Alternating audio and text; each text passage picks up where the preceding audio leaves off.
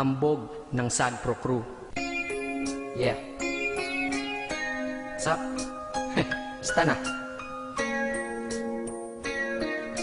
May sinulat ako tungkol sa'yo, tungkol sa akin, tungkol sa ating dalawa.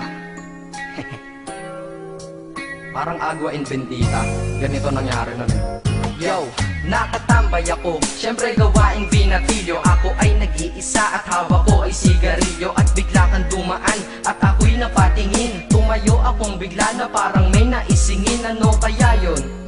Siguro numero, di ko alam ang gagawin. Bigla akong natuliro, huminga ko ng malalim, ang loob nila kasal. Ang nadadamang kaba sa katawan nilang pasan. Itinanong sa'yo, Miss, teka lang, anong pangalan mo? Sabi mo naman, bakit tatanong naman sa'yo? sabi ko ulit sa'yo, gusto ko lang malaman. Baka pwede naman ate sa'yo makipagkaibigan. Ang sagot mo sa'kin, Susi lang naman pala eh. Walang problema doon, basta't nandiyan ka lang palagi. Pag ako'y nalulumbay, maaasahan ba kita? ang sagot ko sa iyo, syempre naman, ako pa.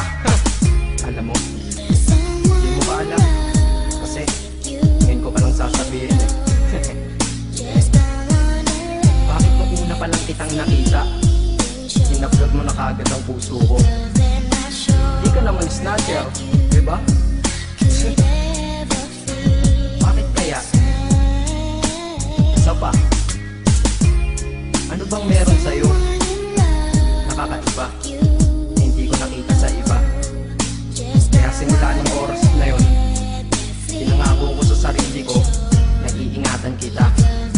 Ako magiging soldier boy mo habang buhay para sa'yo.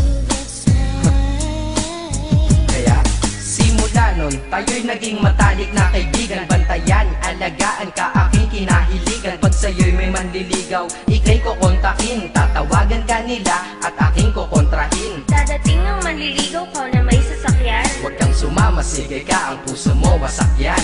Eh ang sabi niya, wala pa siyang nagiging kasintahan. Marami nang naloko yan, o eto ang listahan. Hindi ko masabi ang nasa damdamin, na parang gusto kong ika'y mapasakin. Naaalala ko noon ako ay tinitigan, ako'y nai-inlove ngunit aking pinipigilan. Ano kaya itong nadadama sa iyong mata? Ako'y nadadala, minsan nga gustong sabihin sa iyong mahal kita. Kaso baka sagot lang sa'kin, Huwag kang ang magpatawa, che.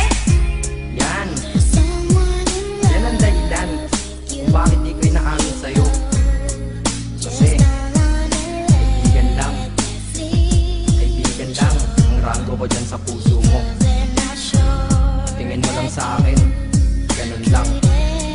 Pero ako, iba na nararamdaman ko para sa'yo. Hoy, iba na nararamdaman ko para sa'yo. Naalala ko tuloy nun, isang araw nagkita tayo sa tambayan. Sasabihin sana akong matindi sa'yo, kaso umatras na naman ang dila ko. Ganito ang nangyari lang eh.